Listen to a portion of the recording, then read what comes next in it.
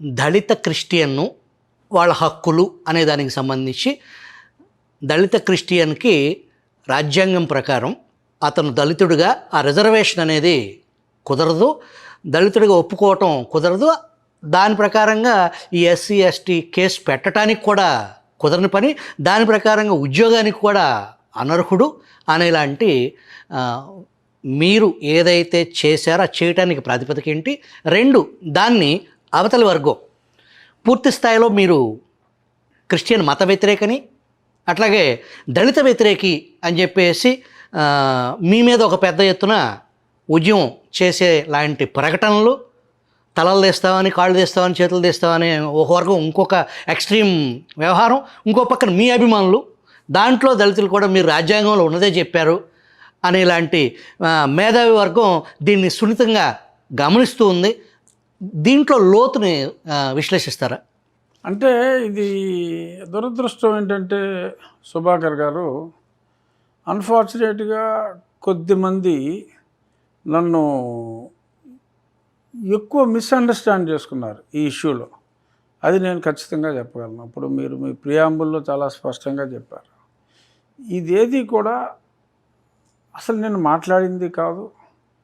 బేసిక్గా రాజ్యాంగంలో అంబేద్కర్ గారి నాయకత్వంలో 12 మెంబర్ కమిటీ ఏదైతే అద్భుతమైన భారత రాజ్యాంగాన్ని తయారు చేశారో అందులో స్పష్టంగా పొందుపరచబడి ఉన్న అంశాన్ని ఒక శాసనసభ్యుడు కావచ్చు, ఒక పార్లమెంట్ సభ్యుడు కావచ్చు, భారత రాజ్యాంగం ప్రతి పౌరుడు కూడా చదువుకోవాలి, అర్థం చేసుకోవాలి, ఆకలింపు చేసుకోవాలి.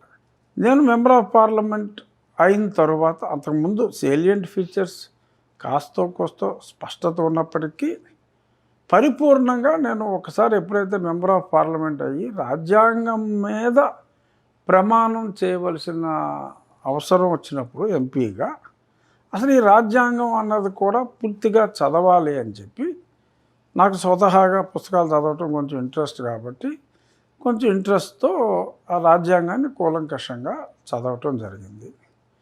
సో అందులో ఏదైతే ఉందో రాజ్యాంగం మీద ప్రమాణం చేసిన వ్యక్తిగా రాజ్యాంగానికి కట్టుబడి ఉంటాను అని ప్రమాణం చేసిన వ్యక్తిగా అందులో ఉన్నదాన్ని కొందరు మిస్అండర్స్టాండ్ చేసుకునో, ఒకవేళ మిస్ఇంటర్ప్రెట్ చేసో మాట్లాడుతూ ఉంటే అది కాదు ఈ రకంగా అని చెప్పి నేను చెప్పడం జరిగింది.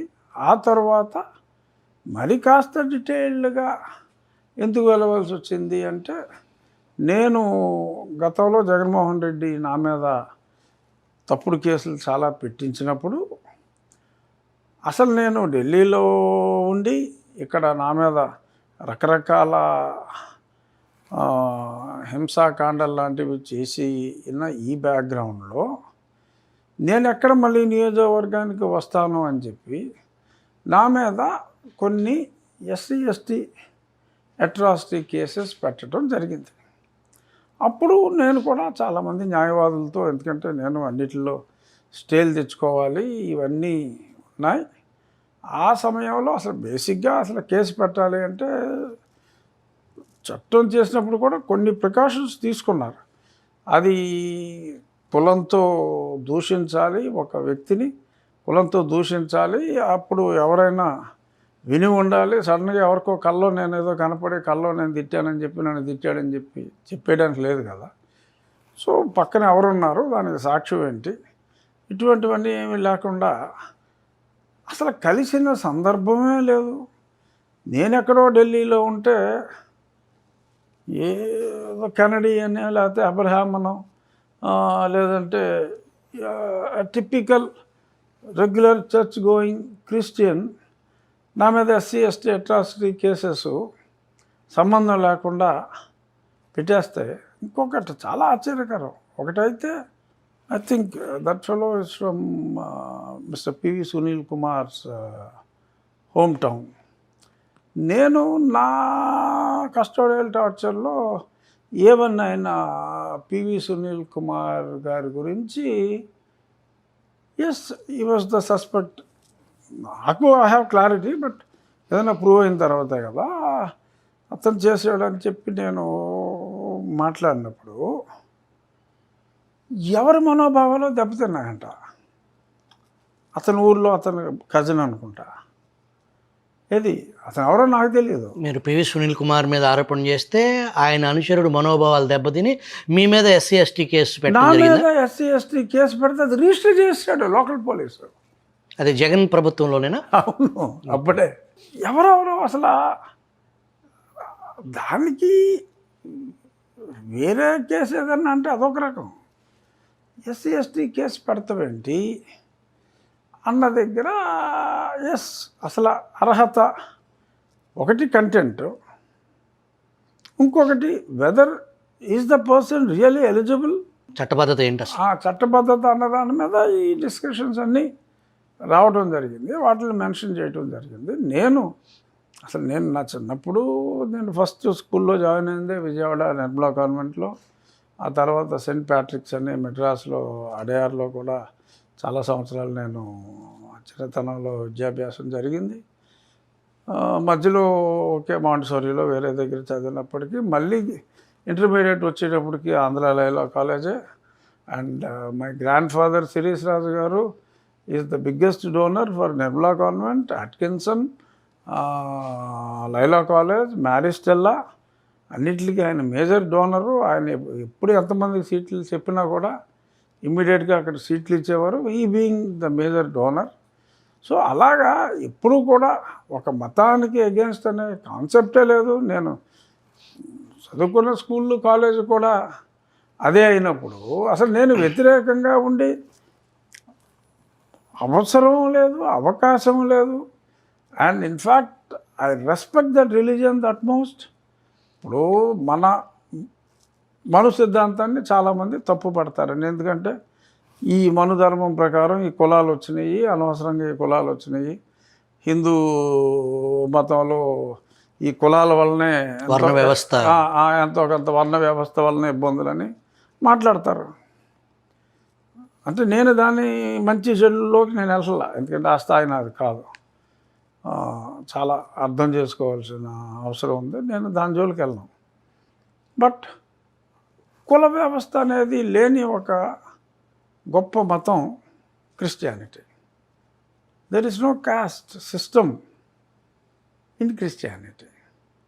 సో అటువంటి గొప్ప మతంలో మళ్ళీ ఈ కులాలని చొప్పించి మరి ఎవరైతే ఈ మతంలో ఒక రకమైన వివక్ష ఉంది, సో కాబట్టి రిలీజియన్ మార్చుకున్నారో అదే వివక్షని ఆ మతంలోకి అంటే కుల వ్యవస్థని, వివక్ష కాదు, ఆ కుల వ్యవస్థని ఆ మతంలోకి చొప్పించాలి అనే ప్రయత్నం సమంజసం కాదేమో అని చెప్పి అది నా మనసులో మాట. అది కూడా నేనేమి, రాజ్యాంగం ఏం చెప్తుంది రాజుగారు? రాజ్యాంగంలో చాలా స్పష్టంగా ఎవరైనా మతం మారినప్పుడు బీసీ కింద వస్తారు. If they convert to other than Hindu, Sikhism and Buddhism, ఇది కాకుండా క్రిస్టియానిటీలోకి వెళ్తే బీసీసీ, ఐ థింక్ ఇస్లాంకి వెళ్తే I think BCD or something, ఆ కేటగిరీలోకి వస్తారు. దానికి there is small percentage of reservation, only to that extent they would be eligible అని చాలా స్పష్టంగా రాజ్యాంగంలో ఉంది. సో అది నేనేమన్నా దాన్ని మార్చడానికి కొన్ని రాష్ట్రాల్లో, ఇన్ఫ్యాక్ట్ ఈవెన్ ఆంధ్రప్రదేశ్లో కూడా అది కాన్స్టిట్యూషన్ మార్చడానికి రాష్ట్ర అసెంబ్లీలకి హక్కు లేదు, కానీ పార్లమెంట్లో మార్చాలి. విభజిత ఆంధ్రప్రదేశ్ తొలి ముఖ్యమంత్రిగా చంద్రబాబు గారు, ఆ తర్వాత ముఖ్యమైనటువంటి జగన్మోహన్ రెడ్డి గారు 2 సార్లు ఆంధ్రప్రదేశ్ అసెంబ్లీలో, ప్రస్తుత ఆంధ్రప్రదేశ్ అసెంబ్లీలో ఒక ఏకగ్రీవ తీర్మానం చేసి కేంద్ర ప్రభుత్వానికి పంపించారు. అట్లాగే తమిళనాడు. సో ఇప్పుడు అక్కడ దాన్ని సవరణ చెయ్యాలి అంటే రాజ్యాంగంలో మేజర్ చేంజ్ చేయాలి అంటే దానికి more than 51% of the states ఒప్పుకోవాలి. 75%, 3/4 మెజారిటీ ఇన్ బోత్ ద హౌసెస్తోనే అది సాధ్యపడుతుంది సవరణ. అక్కడ మార్చాలి. సో రాజ్యాంగంలో మార్చారనుకోండి, ఎవరో దాని గురించి మాట్లాడటానికే లేదు. డాక్టర్ బిఆర్ అంబేద్కర్ గారు ఈ రాజ్యాంగం ప్రక్రియలో చాలా ప్రధాన భూమిక పోషించిన దశలో ఆయన కాలంలోనే, ఆయన సమయంలో, ఆయన చేతుల మీదుగా ఎవరైతే హిందువుగా ఉండి మతం మారుతారో ఈ హిందూ కులాల ద్వారా వచ్చిన రిజర్వేషను అది దఖలు పడదు, అక్కడితో దానికి మతం మారితే రిజర్వేషన్ కోల్పోతారు అనేది సుస్పష్టంగా. అవును, అది కూడా ఒరిజినల్లీ రికమెండెడ్ ఫర్ 10 years. ఆ రిజర్వేషన్స్ అన్నది కూడా తర్వాత పునరాలోచించుకోవాలన్నారు. సో పునరాలోచించుకునే ప్రయోజనం ఉంది కాబట్టి పునరాలోచించుకుంటూ ఉన్నారు. There is nothing wrong. రాజ్యాంగాన్ని మార్చే హక్కు కూడా ఉంది. ప్రజల కొరకు ప్రజల చేత ఎన్నుకోబడిన ప్రభుత్వం దాన్ని మార్చుకోవాలి అంటే దాన్ని ఇందాక చెప్పుకున్నట్టు ఒక రాష్ట్రం 2 రాష్ట్రాల్లో ఒక ముఖ్యమంత్రి 2 ముఖ్యమంత్రుల్లో కాదు, ఓవరాల్గా. సో బేసిక్గా they have to move away from what వాళ్ళు చెప్పిన దాంట్లో అంబేద్కర్ గారి ఆలోచనలకు పూర్తి భిన్నంగా మార్చుకోవచ్చు. సో కాలమాన పరిస్థితులు బట్టి మార్చుకోవచ్చు. డెఫినెట్గా ప్రభుత్వానికి, కేంద్ర ప్రభుత్వానికి ఆ హక్కు ఉంది. సో వాళ్ళు మార్చుకోవచ్చు. నేననేది ఆ రాజ్యాంగంలో ఉన్నంతసేపు అది మార్చాలి అని పోరాటం ఒకవైపు, అది సమంజసం. మార్చకుండానే అమలు చేయాలి రాజ్యాంగ స్ఫూర్తికి విరుద్ధంగా, అంటే రాజ్యాంగానికి కట్టుబడి ఉంటాను అని ఒక పక్క ప్రమాణం చేసి తూనాబొడ్డు అని దానికి వ్యతిరేకంగా వెళ్ళగలరా? వెళ్ళాలి అంటే రాజ్యాంగాన్ని సవరణ చేసుకోవాలి. మరి రాజకీయ పార్టీలు, అధికారం, ఈ గేము, ఈ కులాలు, ఈ వ్యవహారంలో తెరనకమాల మాట్లాడిన మళ్ళీ తర్వాత it will be subjected to maybe supreme court also might intervene. ఎందుకంటే ఇప్పుడు కొన్ని రాష్ట్రాలు నేను 60% రిజర్వేషన్లు ఇస్తాను బీసీలకి అని అన్నారు. మన తెలంగాణలో అంత మునుపు కొన్ని రాష్ట్రాల్లో ఉంది. Supreme court disagree. ఎందుకు అంటే అది రాజ్యాంగ స్ఫూర్తికి విరుద్ధం అనే ఒక భావనలో కాదన్నారు.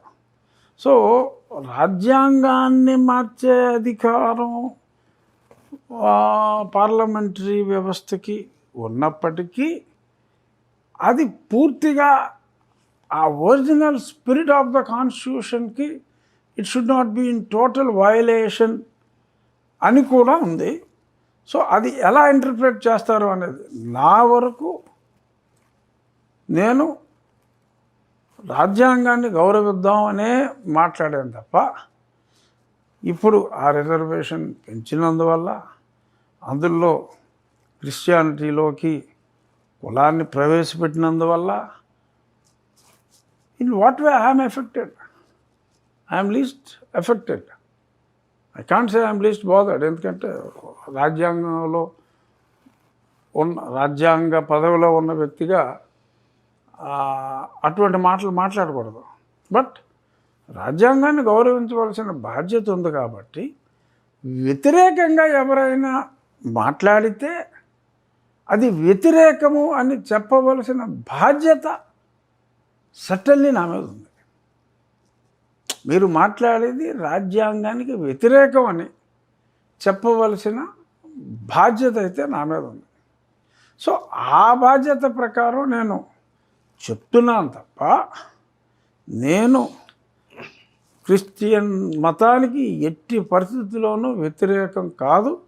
నేను ఎంతో గౌరవించే మతం క్రిస్టియానిటీ, అందులో ఎటువంటి సందేహం లేదు.